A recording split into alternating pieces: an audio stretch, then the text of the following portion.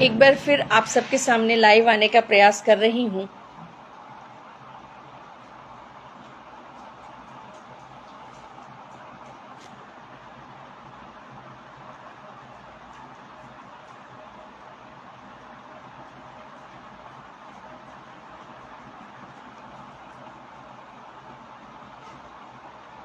क्या मैं Audible visible हूँ? क्या आप लोग मुझे सुन पा रहे हैं?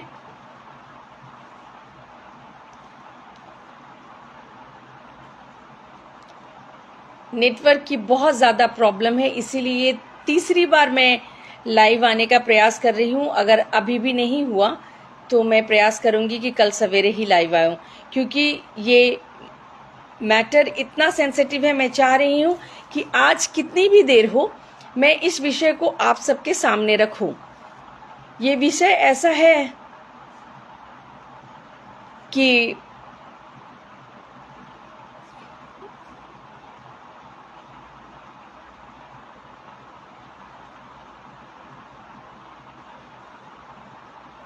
क्या आप लोग मुझे देख पा रहे हैं?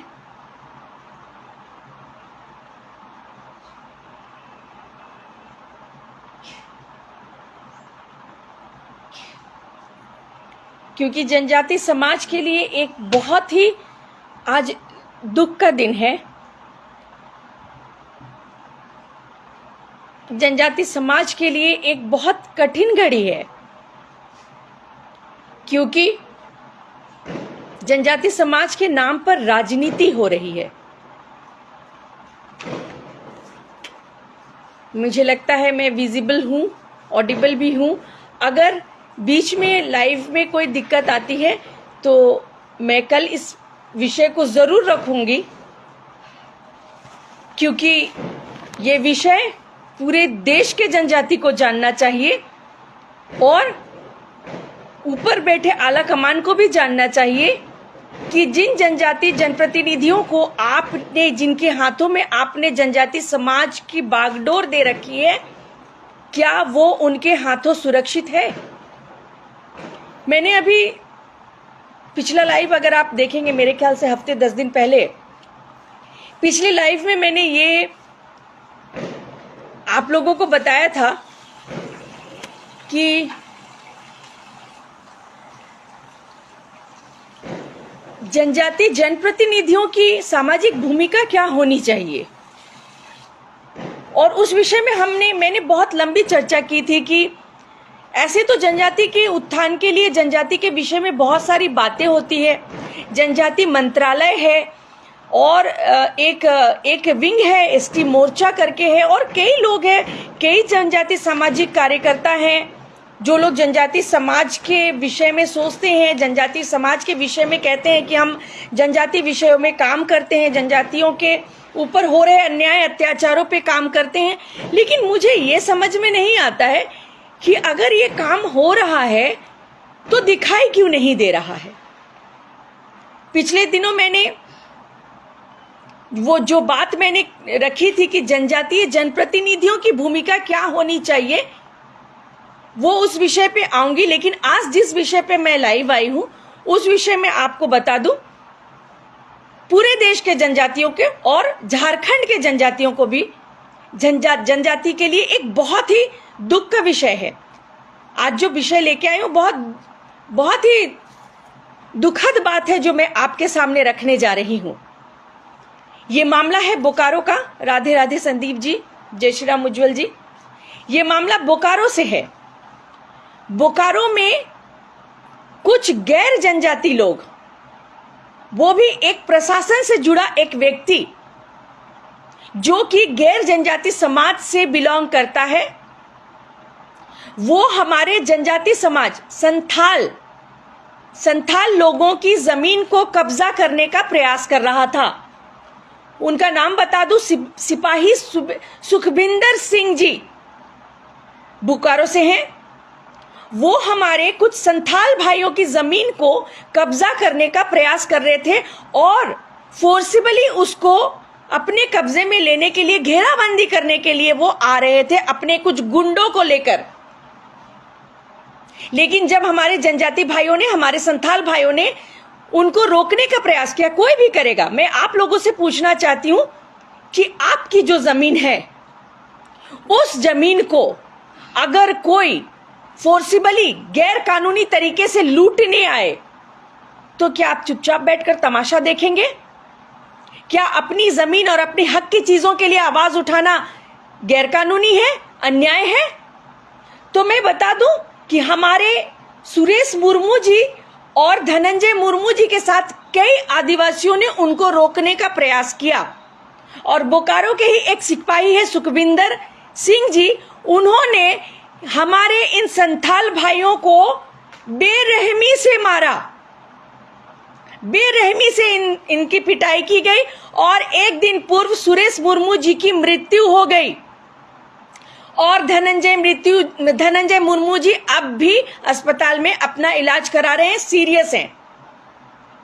अब मेरा प्रश्न ये है, पहली बात तो ये कि इन लोगों की जो हेमंत है तो हिम्मत है वाली जो बात हो रही थी ना, कि हेमंत है तो हिम्मत है, वो दिखाई दे रहा है। अभी कई मामले ऐसे आए हैं कि जो फॉर्जरी, जो आपके अकाउंट से बैंक खाली होते जा रहे हैं, वो ये सारे मामले, वो कहीं ना कहीं आपके हेमंत, हमारे बड़े भैया, उनके पार्टी से जुड़े हुए लोग हैं। और ये जो सिपाही सुखविंदर सिंह जी ने जो एक जनजाति समाज के जनजाति जमीन को कब्जा करने का प्रयास किया और उसमें जनजाति भाई को पीट पीट कर मार दिया, उन पे पहली बात तो एट्रोसिटी लगनी चाहिए, तुरंत, इमीडिएट। और दूसरी बात है, आप प्रशासन में रहते हुए और आप झारखंड में पोस्टेड है, आपको ये मालूम होना चाहिए कि झारखंड में सीएनटी एक्ट चलता है। सीएनटी एक्ट का मतलब है आदिवासी की जमीन। मैंने कई लाइव में ये बात कही है, और ये दुस्साहस आप लोगों को हो कैसे जाता है? आप लोगों ने आदिवासियों को समझ के क्या रखा है कि बाहर से आकर उनकी जमीनों को, ये हमारे ही जगह में हम लोगों को निकाल कर आप लोग बाहर फेंकना चाहते हैं? क्यों? आप लोगों के अपनी कोई जगह नहीं है? आप लोगों की वहां की जमीन कम पड़ गई है? असल में हम लोगों को भोला भाला देखकर बाहर से आकर आप लोग हमारे आदिवासियों को जमीन को हड़प कर अपना बसने का प्रयास करते हैं। जय श्री राम अमृत जी। तो मैंने कई लाइव में ये कहा है कि झारखंड में सीएनटी एक्ट लागू है। उस एक्ट के तहत आप एक आदिवासी की जमीन को कोई गैर आदिवासी नहीं ले सकता।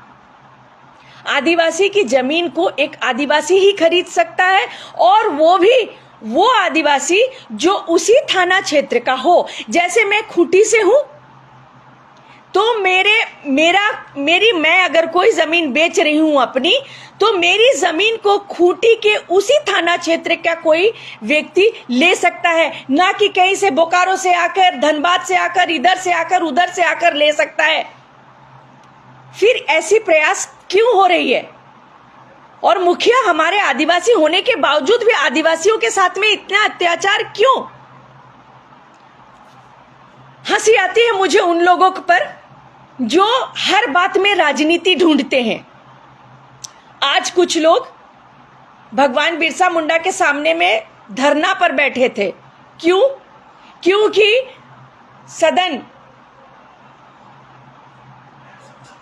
नया संसद भवन का जो उद्घाटन हुआ, उसमें माननीय राष्ट्रपति द्रौपदी मुर्मू जी को नहीं बुलाया गया, इसीलिए जनजाति समाज का अपमान हुआ, राष्ट्रपति जी का अपमान हुआ। तो जो लोग धरना पर बैठे हैं उनको मैं इस कमेंट बॉक्स में एक पिक्चर डाल दूंगी कि उनकी पार्टी द्वारा राष्ट्रपति को कितना सम्मान, पिछले राष्ट्रपति तो राष्ट्रपति है, चाहे वो जनजाति समाज से हो या किसी भी समाज से, वो सम्मानीय है। उनका सम्मान करना हमारा कर्तव्य है। ये जरूरी नहीं है कि वो जनजाति समाज से है तो ही उनका सम्मान करना है और बाकी लोगों का असम्मान करना है, ऐसा बिल्कुल नहीं है।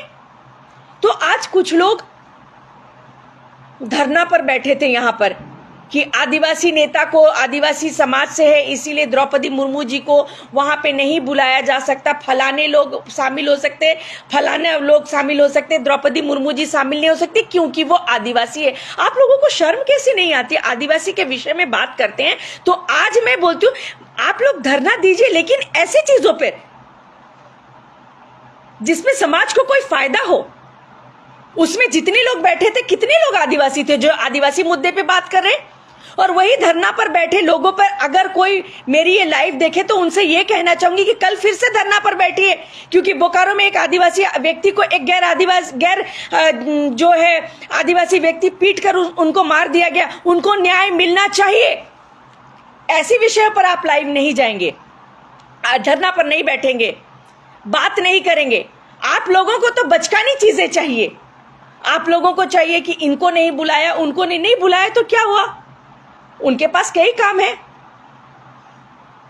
बिल्कुल सही कहा आपने विजय जी की आदिवासी नागरिक की जान की कोई कीमत नहीं है।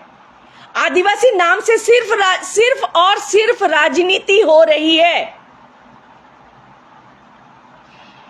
सिर्फ और सिर्फ राजनीति हो रही है।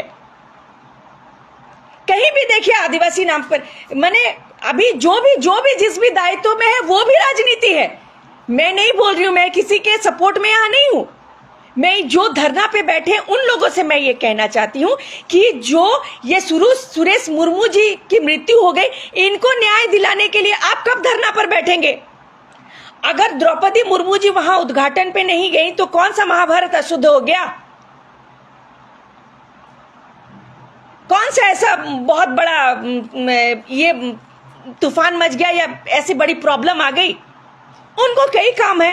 अगर वो नहीं गई तो उनको कहीं और काम होगा। अगर नहीं गई तो यहाँ पे आदिवासी का सम्मान हुआ, एक आदिवासी की मृत्यु हो गई, उसके न्याय के लिए कौन बात करेगा? जितने लोग धरना पे बैठे थे उनमें से गिने चुने 2-4 लोग ही आदिवासी बैठे थे, बाकी सारे गैर आदिवासी लोग बैठे थे। उनसे मैं ये पूछना चाहती हूँ कि एक गैर आदिवासी व्यक्ति, वो भी प्रशासन से वो है, वो एक सिपाही है, उन्होंने एक आदिवासी को मार दिया। आप लोग उनके न्याय के लिए कब धरना पर बैठेंगे? शर्म आनी चाहिए आप लोगों को। हर बात पे राजनीति ढूंढते हैं। मैंने ऐसी बातों पर राजनीति ढूंढते हैं कि मुझे शर्म आती है। और मुझे शर्म आता है उन लोगों पर जो लोग उनके साथ धरना में बैठे थे, जो आदिवासी लोग उन पे धरना पर बैठे थे। उन आदिवासियों से मैं पूछना चाहती हूँ आज धरना पे जो बैठे थे कि जो सुरेश मुर्मू की डेथ हो गई है उसके विषय में आप बात करेंगी? आप लोग बात करेंगे? कोई नहीं करेगा। बस राजनीति करना है, विपक्ष को टारगेट करना है। किसी को यह चिंता नहीं है कि आदिवासी सेंटीमेंट से खिलवाड़ हो रहा है। किसी को यह चिंता नहीं है कि आदिवासी समाज विलुप्त होने के कगार पे है। और मैं बता दूं, इस लाइव के माध्यम से आदिवासी जनप्रतिनिधियों को, केंद्र में बैठे कुछ लोगों को, मैंने पिछले लाइव में जैसे कहा था कि जब आदिवासी समाज से एक कोई प्लेयर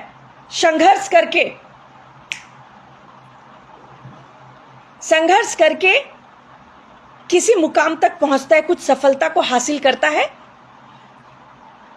उस वक्त जनजाति जनप्रतिनिधि पहुंच जाते हैं उनको बधाई देने, फोटो खिंचवाने। यहां तक कि भगवान बिरसा मुंडा को वो लोग नहीं छोड़ते। 2 दिन जाते, 9 और 15, ये 2 दिन बस फोटो खिंचवाने जाते हैं। लेकिन मेरा पिछले लाइव में मैंने ये कहा था कि जब कोई खिलाड़ी गांव से संघर्ष करते हुए नेशनल चला जाता है, इंटरनेशनल चला जाता है, तब जनप्रतिनिधि लोग केंद्र से, इधर से, उधर से सब टूटते फांदते पहुंचते हैं कि हमारे आदिवासी समाज से एक खिलाड़ी नेशनल खेल रहा है, एक खिलाड़ी इंटरनेशनल खेल रहा है।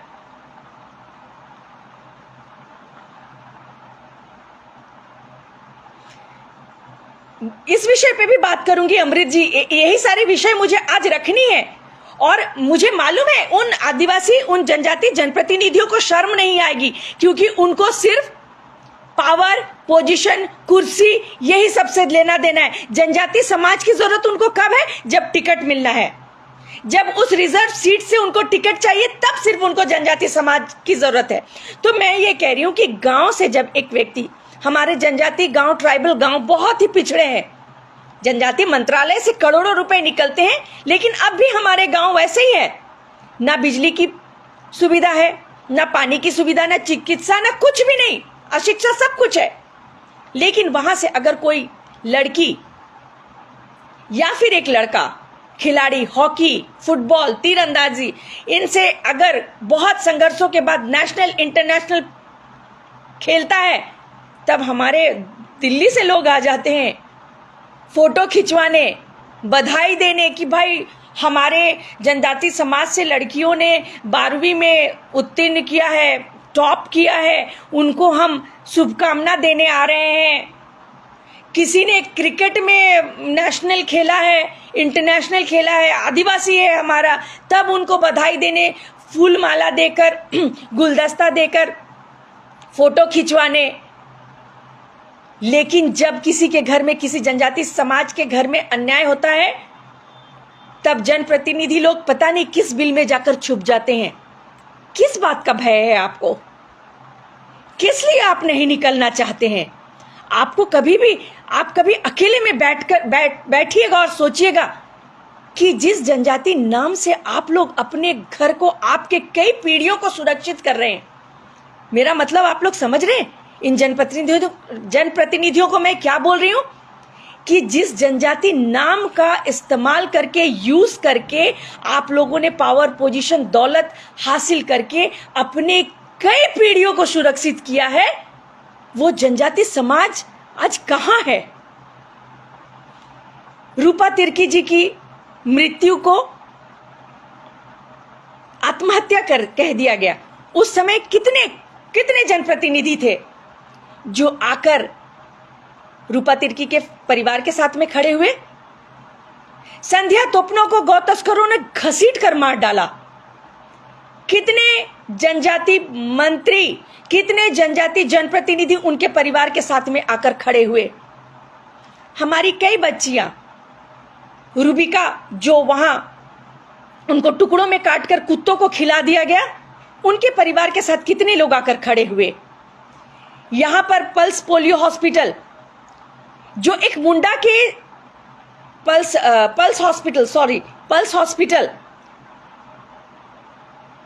जो एक मुंडा की 5 स्टार हॉस्पिटल, वो हॉस्पिटल किसका था? हमारी पूजा सिंघल मैडम का IAS अफसर हैं वो, मनरेगा घोटाले में अभी वो अंदर चल रही हैं। उन्होंने, उनकी जरूरत देखिए, उन्होंने, वो भी बाहर से है, झारखंड से नहीं है, और वो भी गैर जनजाति। उन्होंने मुंडा की जमीन पर 5 स्टार हॉस्पिटल खुलवाया, और जब उन लोगों ने विरोध किया तो उन्होंने प्रशासन के लोगों से उनको पिटवाया। तो उस मुंडा परिवार के साथ कितने जनप्रतिनिधि आकर खड़े हैं? उनको हक दिलाने के लिए कितने जनप्रतिनिधियों ने आकर उनसे मिलकर बातें की है, उनकी किसी भी विषय को आगे बढ़ाया? क्या उनसे आकर मिलना हमारे जनप्रतिनिधियों को उनकी ड्यूटी नहीं बनती है? उनकी जमीन को छीन लिया गया, उस पर 5 स्टार होटल खोल दिया गया, और उनकी दुर्दशा आप अगर जाकर देखेंगे तो वो झोपड़ी में रहते हैं, उनके छत भी ढंग के नहीं है।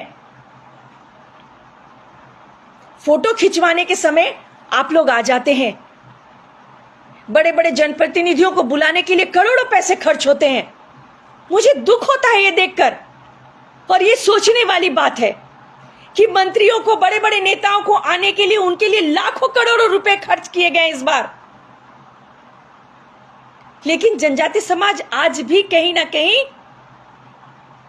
शोषित है, पीड़ित है, उनके साथ अन्याय हो रहा है। आज जो मामला मेरे पास में आया है, ये एकदम अभी ज्वलंत है। 2 दिन पहले की बात है।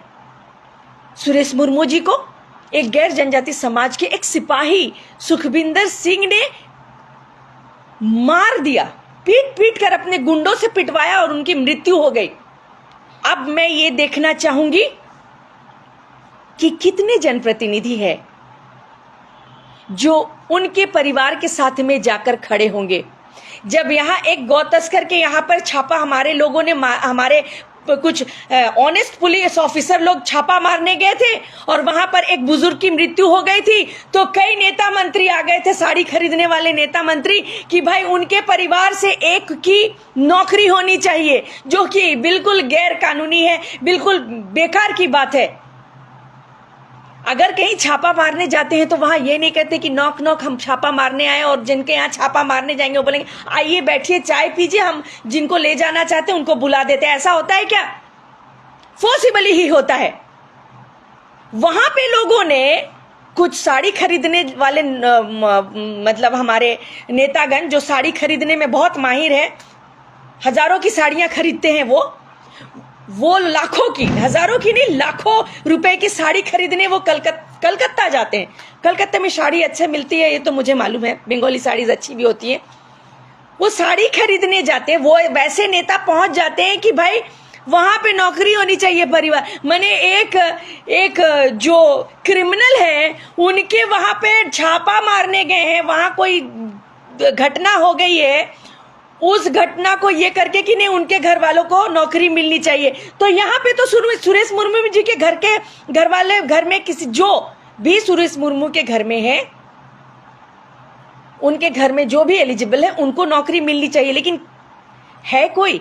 मैं इस लाइव के माध्यम से पूछना चाहती हूं, पूरे देश के जनजाति से पूछना चाहती हूं, और देश में बड़े बड़े दायित्व में बैठे बड़े बड़े जनप्रतिनिधियों, जनजाति जनप्रतिनिधियों से पूछना चाहती हूं, क्या अब आप आकर आवाज उठाएंगे? जब टॉप कर गई हमारी कुछ आदिवासी लड़कियां, जब इंटरनेशनल खेलने गई कुछ आदिवासी लड़कियां, तब आप लोगों ने उनको जाकर फूल माला देकर बधाई दी। अगर बधाई नहीं भी देते तो चलता। आप लोगों की जरूरत वहां है जहां पर हमारे जनजाति समाज पीड़ित है, जहां उनको परेशान किया जा रहा है। एक की मृत्यु हो गई है, अभी तो फिलहाल इनको तुरंत एट्रोसिटी के तहत इनको तुरंत अरेस्ट करके इनकी नौकरी इनको सस्पेंड करना चाहिए। इमीडिएट मैं मांग करती हूं कि सिपाही सुखविंदर सिंह को इमीडिएट सस्पेंड किया जाए, रिमूव फ्रॉम सर्विस होना चाहिए, सस्पेंड भी नहीं, रिमूव फ्रॉम सर्विस होना चाहिए। और उनपे एक आदिवासी पर हत्या करने के लिए जो भी धाराएं लगती हैं लगाकर उनको आजीवन कारावास होना चाहिए। आजीवन कारावास से हो क्या जाएगा? ऐसे लोगों को तो फांसी होनी चाहिए। लेकिन बात यहां ये नहीं है, हम आदिवासियों को क्यों इतनी परेशानियां झेलने पड़ रही है? हम आदिवासियों को क्यों, हमारे ऊपर इतना अन्याय क्यों हो रहा है? बिल्कुल भाई, नमस्ते, जय जगन्नाथ भाई, गद्दार हैं, नहीं सत्ता पर आकर भूल नहीं गए हैं, उनको याद कुछ नहीं है। सत्ता से आने से पहले भी उनको जनजाति सेंटिमेंट से कोई लेना देना नहीं था। उनको सिर्फ जनजाति नाम इसीलिए चाहिए क्योंकि टिकट चाहिए, वो कुर्सी चाहिए। मेरा ये प्रश्न है इस लाइव के माध्यम से कि आप लोग खुशी के समय जब कोई संघर्षों के बाद कुछ हासिल कर लेता है तो उनको गुलदस्ता देने, फोटो खिंचवाने पहुंचते हैं, तो क्या यहां आप नहीं पहुंच सकते? आपकी जरूरत सबसे ज्यादा यहां है, जहां लोग पीड़ित हैं वहां है। मुझे हंसी आती है जनप्रतिनिधियों को देखकर, आजकल जनजाति जनप्रतिनिधियों को देखकर। एक और आ गए, लोगों को समाज के कार्यों से कुछ लेना देना नहीं है। हमारे जनजाति समाज के साथ में क्या हो रहा है उनसे कुछ लेना देना नहीं है। आज मैं फलाने की शादी में गया, बड़े बड़े जनप्रतिनिधि, उनको देख के छोटे छोटे प्रतिनिधि भी फॉलो करते, शादी में बधाई देते हुए फोटो डालते हैं, हल्दी पर फोटो डालते हैं, मुंह जुट्ठी पर फोटो डालते हैं, मेहंदी पर फोटो डालते हैं। क्या आपको जनजाति समाज ने इसीलिए चुना है कि आप लोगों की शादी, मेहंदी, हल्दी, मुंह जुट्ठी, मृत्यु, यहां तक कि मृत्यु में श्रद्धांजलि देने जा रहे, वहां भी फोटो खिंचवा रहे हैं कि फलाने के पिताजी की मृत्यु हुई है, हमने वहां पे श्रद्धांजलि दी। ये सामाजिक कार्य है, लेकिन क्या ये सारी चीजें सोशल मीडिया में डालना जरूरी है? सोशल मीडिया में वो डालना जरूरी है जिससे कि आपका जनजाति समाज ये देखे कि आप जमीन पर कितना कार्य कर रहे हैं। बधाई देने आप लोग कहां कहां से पहुंच जाते हैं, लेकिन जब एक पीड़ित परिवार, आज सुरेश मुर्मू जी के परिवार में कितना बड़ा पहाड़ टूट गया है, उनके परिवार पर क्या गुजर रही होगी, ये आप समझ ही सकते हैं, क्योंकि हम सब इंसान हैं, हमारे अंदर एक दिल है, भावना है हमारे अंदर। हाँ, उन प्रतिनिधियों के पास भावना नहीं है जो लोग आदिवासी नाम को इस्तेमाल करके ऊपर तक पहुंच गए हैं और अपनी पीढ़ियों को, अपने कई जनरेशन को वो मजबूत कर चुके हैं और आगे भी करने का प्रयास कर रहे हैं। उनको जनजाति सेंटीमेंट से कुछ लेना देना नहीं। लेकिन मैं इस लाइव के माध्यम से आप लोगों से ये पूछना चाहती हूं कि कब तक ऐसा, कब तक आदिवासी सेंटीमेंट से आप लोग खेलते रहेंगे, खिलवाड़ करते रहेंगे? आप लोग पावर पोजीशन लेकर बैठे हैं, इसीलिए ये ऐसे सिपाही, इन सिपाहियों की क्या हिम्मत। अगर आप लोग अपने दायित्व को समझ जाएं, अपनी ड्यूटीज को समझ जाएं, तो ऐसे सिपाहियों की क्या मजाल कि वो लोग हम आदिवासियों को आंख उठाकर भी देख सके। आप सतीश जी बहुत अच्छी बात कही आपने। एक लाइव में मैंने ये कहा है कि अंतिम यात्रा शमशान घाट की फोटो नहीं, ऐसा भी हुआ है कि चिता जल रही है वो भी फोटो डालते हैं लोग, कांधा देते हुए भी फोटो डाल रहे हैं लोग। लेकिन चलिए, ये तो मूर्ख लोग हैं कुछ, लेकिन जो जनप्रतिनिधि बैठे हैं उन लोग उस जगह पर पहुंच गए। कुछ तो इतने दिनों में कुछ तो अकल आई होगी। उनके पास कोई काम ही नहीं है, जनजाति नाम से बड़े बड़े दायित्वों में बैठे हैं, काम ही नहीं है, क्योंकि उनको कोई इंटरेस्ट, काम नहीं है ऐसा नहीं बोला जा सकता है। मुझे देखिए, मैं हर रोज व्यस्त हूं। अभी भी देखिए, रात को 11 बजने को आए हूं, मैं लाइव बैठी हूं। मैं चिंतित हूं अपने जनजाति समाज के लिए, लेकिन हमारे जनप्रतिनिधि जिनको कि समाज के लिए कुछ करें, उनको लाया गया। उनके पास इन सब चीजों के लिए टाइम ही नहीं है। उनको श्रद्धांजलि, किसी की मृत्यु हुई है वहां श्रद्धांजलि देने गए, वहां किसी हमारे मतलब उन लोग कैसे पोस्ट डालते हैं, मतलब शर्म आनी चाहिए उन लोगों को कि हमारे प्रतिनिधि हैं, फलाने जगह के प्रतिनिधि, उनकी बेटी की शादी में गए, उनकी मेहंदी में गए, उनकी हल्दी में गए, मुंह जुठी में। ये इसलिए आपको चुना गया था कि आप मेहंदी, हल्दी, शादी, ये सब ये सामाजिक चीजें हैं, यहाँ जाना जरूरी। ये मैं भी जाती हूँ। क्या आपने मुझे कभी देखा है, मेरे किसी पोस्ट में देखा है? हाँ, मैं कहीं जाती हूँ, लोगों को लगता है, वो लोग फोटो खींचते, वो लोग खुद डालते हैं कि आज हमारे यहाँ प्रिया दीदी शादी पर आई थी, फोटो डालते। मुझे डालने की क्या जरूरत है? मैं एक सामाजिक कार्यकर्ता हूं। मैं समाज में हो रहे कुछ भी अन्याय या समाज में कुछ भी बातें ऐसी होती हैं जो हमारे समाज को क्षति पहुंचाती है, उसको ठीक करने के लिए मैं हूं। मैं एक सामाजिक कार्यकर्ता हूं। मैं समाज के विषय में अपने सोशल मीडिया में डालूंगी ताकि लोगों को पता चले कि आदिवासी कुछ लोग अभी भी हैं जो भगवान बिरसा मुंडा के बाद कमान थाम कर अब भी रखे हुए हैं। हम लोगों ने अपनी ये छोड़ी नहीं है। मैंने कई बार ये भी कहा है कि हम लोगों ने जंगल जरूर छोड़ा है, लेकिन शिकार नहीं भूले हैं। बस हम लोगों को उकसाइए मत शिकार करने के लिए, क्योंकि जब आदिवासी शिकार करने पे उतरता है ना, तो लाशों के ढेर लग जाते हैं। ये लाइव में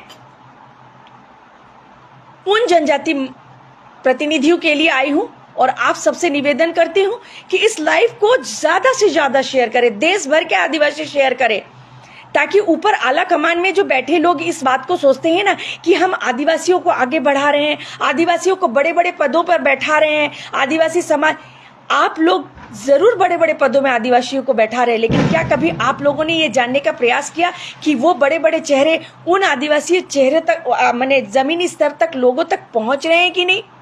आदिवासी के दुख के समय खड़े हो रहे हैं कि नहीं, या सिर्फ वो अपनी कुर्सी बचाने में लगे हुए हैं? एक बहुत बड़ा दायित्व देकर बहुत बड़ा सम्मान दिया गया आदिवासी को, लेकिन उन्होंने भी आज तक कुछ नहीं बोला आदिवासी के विषय में। उनकी कोई भी स्टेटमेंट आदिवासी के लिए कोई अच्छा कुछ करते हुए मैंने कभी नहीं सुना। मैं केंद्र में बैठे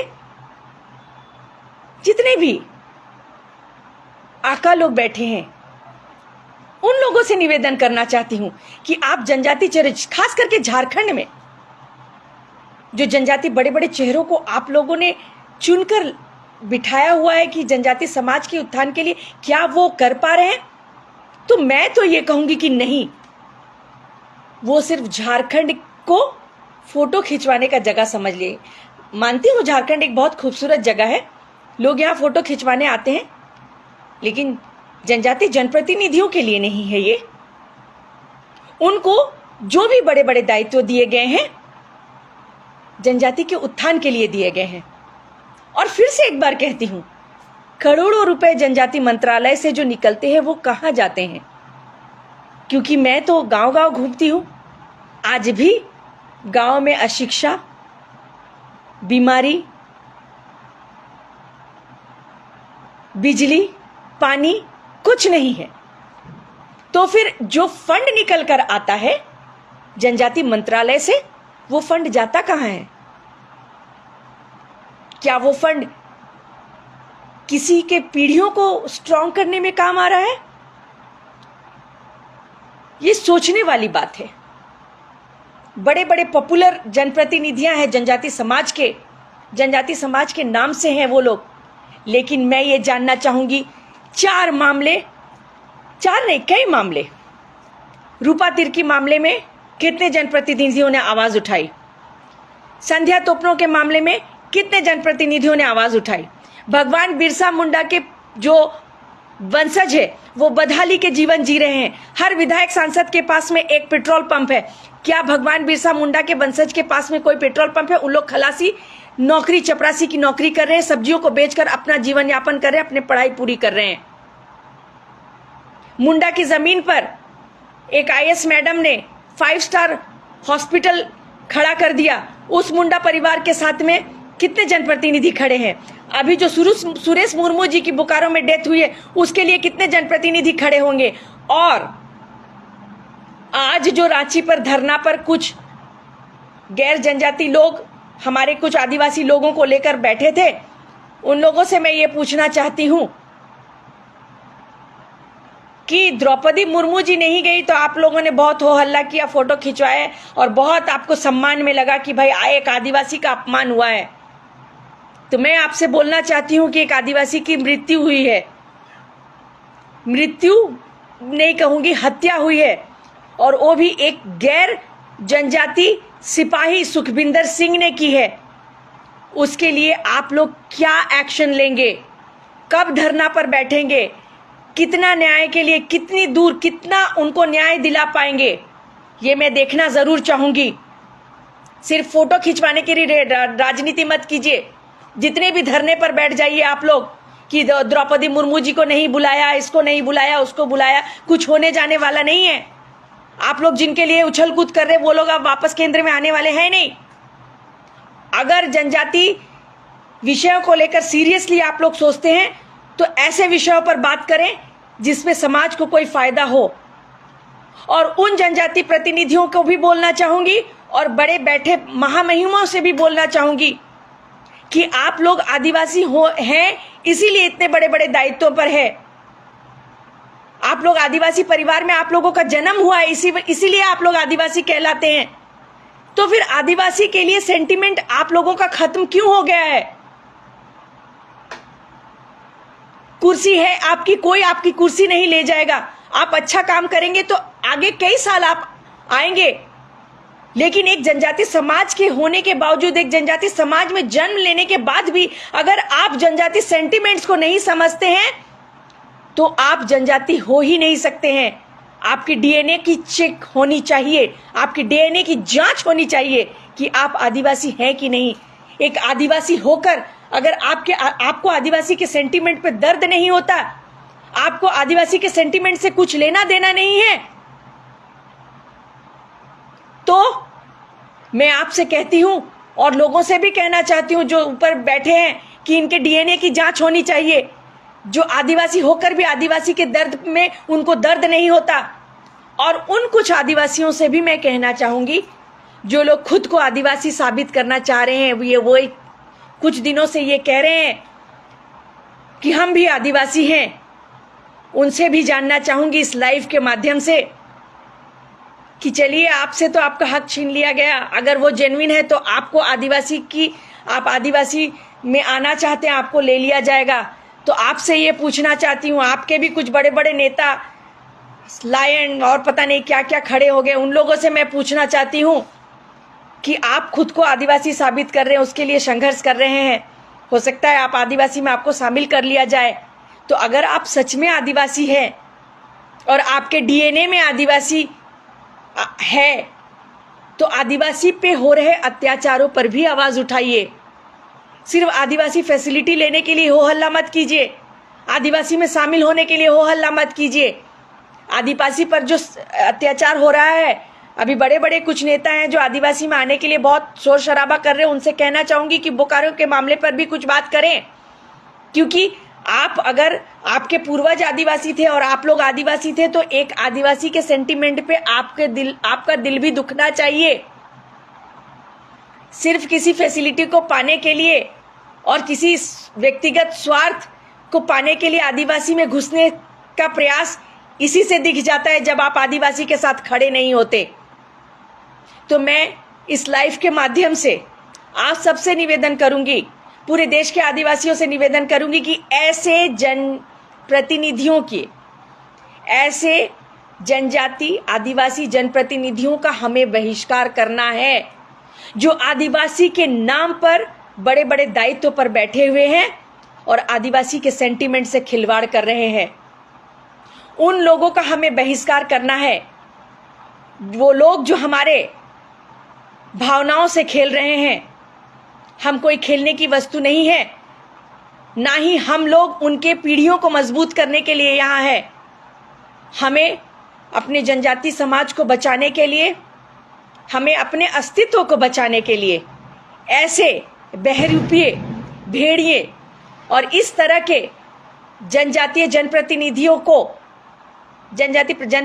का बहिष्कार करना है। नहीं तो ये लोग अपने साथ साथ हम लोगों को भी खत्म कर देंगे। समय बहुत कठिन है। अगर आज हमने विरोध नहीं किया और इन लोगों के चेहरे से पर्दा नहीं निकाला, तो ये अपने पीढ़ियों को मजबूत करने के चक्कर में हम लोगों को खत्म कर देंगे। और केंद्र में बैठे आला अधिकारियों से मेरा ये कहना है, बड़े बड़े लोगों से ये कहना है कि आपने बड़े बड़े चेहरों को, जनजातियों को बड़े बड़े चेहरे, बड़े बड़े मंत्रालय दे रखे हैं, लेकिन ये भी सुनिश्चित कीजिए और ये भी जानकारी लीजिए कि क्या आदिवासी का विकास हो पा रहा है, क्या आदिवासी सुरक्षित है। मैं फिर से एक बार कहूंगी कि बिल्कुल नहीं। ऐसे बड़े बड़े चेहरों के वजह से ही आज आदिवासी खतरे में है। आज आदिवासी को मारा जा रहा, आदिवासी की हत्या हो रही है, ऐसे बड़े बड़े चेहरे हैं, इसीलिए ये दुस्साहस वो लोग कर रहे हैं। मैं इस लाइव के माध्यम से पूरे देश के आदिवासियों को ये अनुरोध करना चाहूंगी कि इस तरह के जनप्रतिनिधियों का, आदिवासी जनप्रतिनिधियों का हमें बहिष्कार करना है और अपने आदिवासी समाज को बचाना है। जोहार।